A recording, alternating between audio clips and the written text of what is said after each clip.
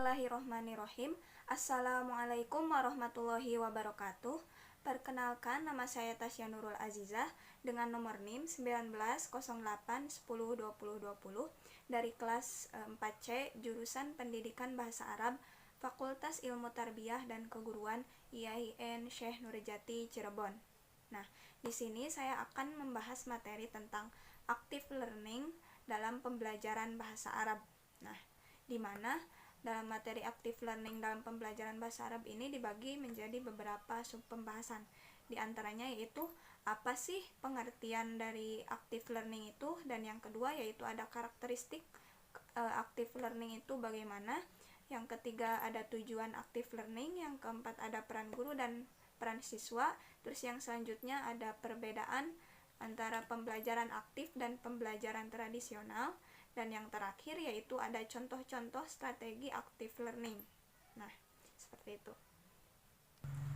Nah, langsung saja kepada pembahasan yang pertama, yaitu apa sih pengertian active learning itu? Nah, di sini pembelajaran active learning adalah suatu model pembelajaran di mana terdapat satu kesatuan beragam strategi pembelajaran yang dapat berbentuk beragam cara untuk membuat peserta didik menjadi aktif dalam belajar. Nah, dalam pengertian lain, active learning adalah proses belajar yang melibatkan di dalamnya interaksi peserta didik dengan guru serta lingkungan belajarnya. Nah, yang mana peserta didik ini dituntut untuk agar lebih aktif dan mandiri dalam menerima pelajaran yang disampaikan oleh guru. Nah, dan strategi yang memusatkan pembelajaran pada peserta didik atau yang dikenal di dunia pendidikan dengan nama student center. Nah, dari pengertian ini kita dapat simpulkan bahwa active learning itu adalah upaya menciptakan gaya dan pola belajar mengajar atau pola pembelajaran yang dapat melibatkan interaksi yang tidak hanya searah antara murid dan siswa, namun dapat terjalin secara keseluruhan, dan guru tidak lagi sebagai yang mentransfer ilmu, melainkan sebagai kawan atau pengarah kegiatan pembelajaran tersebut. Nah, sehingga siswa tidak akan hanya duduk, tetapi bisa aktif dengan mau bertanya, mencari, mengomentari, bahkan menjelaskan menurut apa yang telah dia ketahui dan pahami, seperti itu. Nah, untuk selanjutnya, bagaimana sih karakteristik pembelajaran aktif ini? Yang pertama yaitu penekanan proses pembelajaran bukan pada penyampaian informasi oleh pengajar, melainkan pada pengembangan keterampilan pemikiran analitis dan kritis terhadap topik atau permasalahan yang dibahas. Nah, karakteristik yang kedua yaitu siswa tidak mendengarkan pelajaran secara pasif, tetapi mengerjakan sesuatu yang berkaitan dengan materi pelajaran. Nah, yang ketiga, penekanan pada eksplorasi nilai-nilai dan sikap-sikap berkenaan dengan materi pelajaran. Nah, yang keempat yaitu siswa lebih banyak dituntut berpikir kritis, menganalisa, dan melakukan evaluasi. Nah, yang terakhir yaitu umpan balik yang lebih cepat akan terjadi pada proses pembelajaran, seperti itu. Nah, untuk selanjutnya, apa sih tujuan dari active learning ini? Nah, tujuan dari active learning ini adalah agar dapat menjadikan siswa aktif dan kondusif ketika belajar.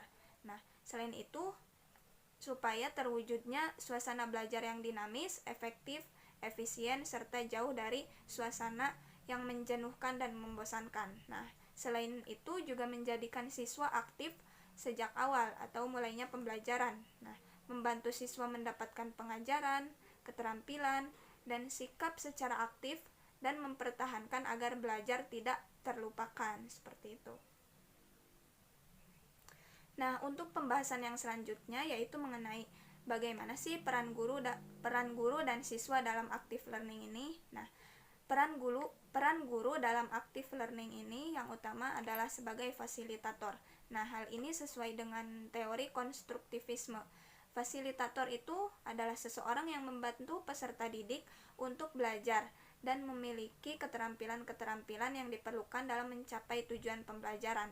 Nah, sebagai fasilitator, guru menyediakan fasilitas pedagogik, psikologis dan akademik bagi pengembangan dan pembangunan struktur kognitif siswanya. Nah, dengan kata lain, si guru ini harus menguasai teori pendidikan dan metode pembelajaran serta mumpuni dalam penguasaan bahan ajar agar pembelajaran aktif bergulir dengan lancar, seperti itu.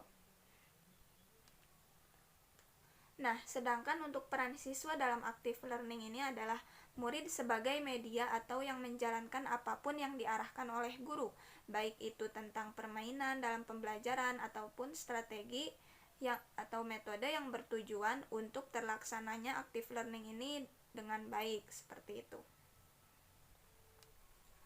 Nah, untuk selanjutnya yaitu pembahasan mengenai bagaimana sih perbedaan antara pembelajaran aktif dan pembelajaran tradisional. Nah, yang pertama yaitu model pembelajaran aktif berpusat pada siswa. Nah, sedangkan model pembelajaran konvensional atau tradisional itu berpusat pada guru. Nah, yang kedua yaitu model pembelajaran aktif menggunakan berbagai strategi untuk melibatkan siswa secara aktif dalam kegiatan belajar. Sementara model pembelajaran konvensional atau tradisional cenderung monoton atau strateginya itu yaitu ceramah. Nah, yang kedua yaitu model pembelajaran aktif umumnya lebih disukai siswa. Nah, karena membuat mereka lebih aktif dan memberikan kesempatan kepada mereka untuk menunjukkan ide-ide mereka, seperti itu. Sementara model pembelajaran konvensional atau tradisional tidak memberikan kesempatan demikian, seperti itu. Nah, yang selanjutnya yaitu model pembelajaran aktif lebih banyak mengakomodasi siswa dengan ide-ide dan minatnya, maka tentunya lebih menyenangkan dibandingkan dengan model pembelajaran konvensional atau tradisional. Nah, yang selanjutnya yaitu model pembelajaran aktif lebih menekankan siswa sebagai pencari pengetahuan, sementara model pembelajaran konvensional atau tradisional lebih bersifat membuat siswa pasif untuk menerima pengetahuan dari guru saja, seperti itu. Nah, yang selanjutnya yaitu model pembelajaran aktif menggunakan berbagai sumber informasi dan banyak, sementara model pembelajaran konvensional atau tradisional ini sumber informasi utama dan seringkali satu-satunya adalah dari guru itu sendiri. Nah, yang terakhir yaitu model pembelajaran aktif menggunakan beragam media dan alat pembelajaran untuk membuat siswa berkegiatan secara aktif di kelas. Sementara model pembelajaran konvensional atau tradisional umumnya tanpa atau hanya menggunakan satu atau sedikit media pembelajaran, seperti itu. Nah, jadi kesimpulannya perbedaan antara pembelajaran aktif dan pembelajaran tradisional ini adalah metode pembelajaran tradisional adalah metode yang menekankan konsep lama yang berkembang di lingkungan pendidikan. Nah, di metode ini yang berperan aktif adalah gurunya, sedangkan muridnya menerima semua yang diberikan oleh gurunya itu sendiri. Nah, pembelajaran seperti ini disebut dengan behavioristik. Nah, sedangkan metode pembelajaran modern sendiri atau yang dikenal dengan pembelajaran active learning ini lebih menekankan pada konsep-konsep baru dan media yang digunakan lebih modern, seperti itu. Di metode ini yang berperan aktif adalah muridnya sendiri, karena metode ini murid tak hanya bergantung pada guru itu sendiri. Para siswa itu dituntut untuk lebih kreatif dan lebih berpikir secara kritis, seperti itu. Nah, untuk selanjutnya yaitu contoh-contoh strategi dalam menerapkan pembelajaran active learning. Nah, yang pertama yaitu ada strategi pembentukan tim. Yang selanjutnya yaitu ada strategi penilaian sederhana. Seterusnya yaitu ada strategi pelibatan langsung. Dan yang keempat yaitu ada kegiatan belajar dalam satu kelas penuh. Yang selanjutnya yaitu ada menstimulasi diskusi kelas. Nah, selanjutnya yaitu ada pengajuan pertanyaan. Setelah itu belajar bersama, dan setelah itu ada pengajaran sesama siswa, dan yang selanjutnya yaitu belajar secara mandiri, belajar secara efektif, pengembangan keterampilan, dan selanjutnya yaitu ada strategi peninjauan kembali, ada penilaian sendiri, ada perencanaan masa depan, dan yang terakhir yaitu ucapan perpisahan. Nah, sekian yang dapat saya sampaikan, kurang lebihnya mohon maaf. Ditutup. Wabillahi taufik wal hidayah. Wassalamualaikum warahmatullahi wabarakatuh.